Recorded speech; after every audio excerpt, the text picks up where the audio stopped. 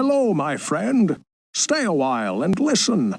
What's going on, guys? It's Filthy and we're back with another video. Today we're looking at Season 24 Ethereal Whirlwind Barb for T16 and keys, and this is just insanely fast with only 8k main stat.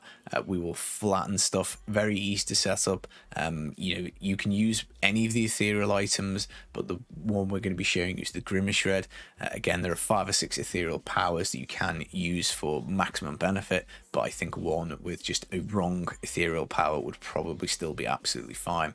But we will go through all of that. Before we do though, if you do enjoy Diablo 3, hit that thumbs up button, always brightens my day. Subscribe if you are interested in more D3 content. Now, the Grimace Shed is the flying axe, and the properties that we get are we're always going to get 3 damage ranges for elemental stuff, which is nice. The higher the better, but it doesn't make too much difference. You get a damage roll of 70 to 100%. Mine's only 81, so again, pretty on the low end, but it will flatten T16. You don't really need it much better, but again, if we could improve on this, then we would do. Attack speed you don't really care about for Whirlwind too much. Elite damage of 12 to 15% obviously is kind of handy. 100% damage on all barb skills. This is why ethereals absolutely slap. A cooldown reduction, always great for builds where you're looking to keep uptime on your abilities, so that is nice. It ignores durability loss, and this is my absolute favourite bit. Killing an elite pack increases move speed by 30% for 7 seconds. If you can hop yourself to elite quickly, you will get this huge move speed buff, which is nice. Now, I've got the Ambo's Pride affix on this, so attacking with Whirlwind applies rend, and the total rend damage is condensed. You need an Ambo's Pride in the build, so if you end up without this, you need it either in your other weapon slot. I would probably run them the other way around. If you're doing Ambos you want the left hand, or it has to go in the cube. I've got the Animosity passive. Barb has got lots of good passives, so again, a fairly decent chance you'll get one. You can't reforge this, you can't re-roll it. There is nothing you can do once it is dropped. It is final, but it is pretty good.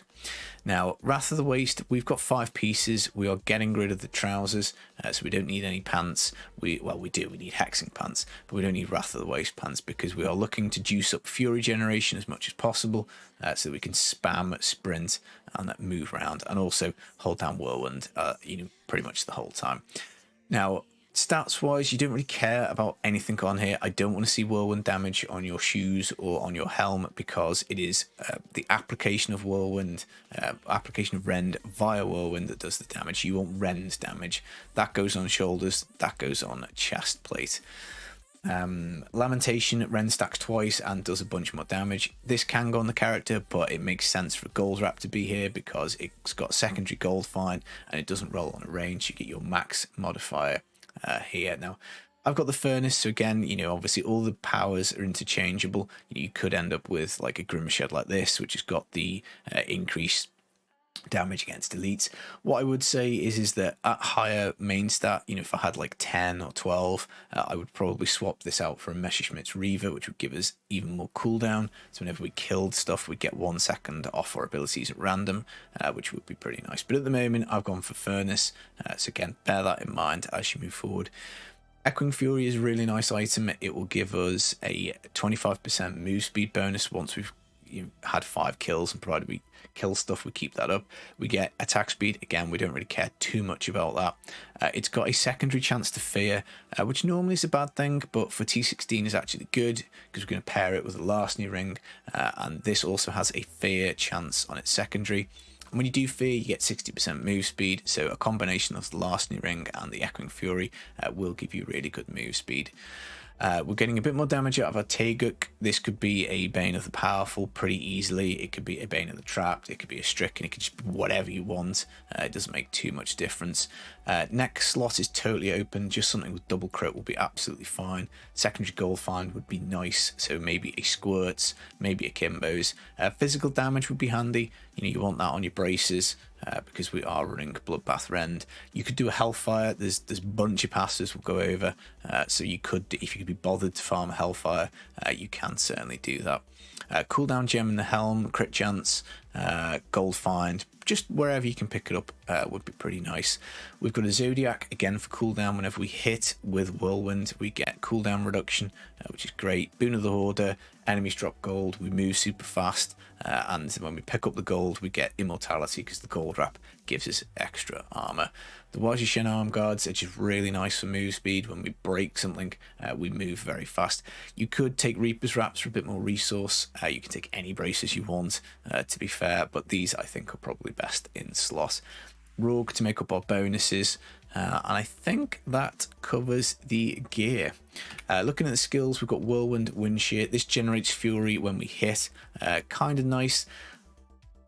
I'd love to put Hurricane in to vortex enemies towards us, but I think you're just going to be too thirsty on Fury. If you did have an Ambo's Pride, you can put that in your left hand as you look at it on the character, and that will give you the Weapons Master passive, so 2 Fury per hit. So that is maybe a way of swapping onto Hurricane, but I've just been using Wind Shear so far. Battle Rage Ferocity, you get 15% move speed and a bit of extra damage. There is a way to potentially double this with the passive, which would be even more move speed. Rend Bloodbath, this just gives us a rune on Rend, so whenever we hit with Whirlwind, we apply Rend, it has this rune on it. Again, at higher main stat, this skill could come out, I'm sure. You would just get an unruned Rend, so you could do like Ground Stomp, Leap, for grouping or for mobility. You could do Furious Charge for mobility. You could do Threatening Shout for either the Fear for more move speed or Falter for a bit more damage. You could do Warcry for Charge for Fury generation, but at the moment, again, I've just simply left this on. Ignore Pain, Bravado, we only care about the move speed, 40% move speed whilst it is up. We're not bothered about the damage reduction because of the gold wrap. We're not bothered about the CC immunity because we've got perma uptime on Wrath of the Berserker. This incidentally also gives us a 50% damage increase, move speed, and a bunch of other huge benefits. Sprint Marathon, this is what we're spamming for 40% move speed pretty much at all times. So yeah, it's pretty fast. Pound of Flesh, again, when we pick up Health Globes, we get the increased move speed, which is nice. Nerves of Steel, because this game sometimes is a bitch and gives us a shielding elite with Electrify at the start of a T16 map. If you've got no gold, you've got no toughness, you'll just proc, so I would always leave this on. Unforgiving, I think, is a nice addition because it just means we start with full fury, so you don't even have to worry about pressing any buttons in any order. You literally just hold down Whirlwind from the get-go.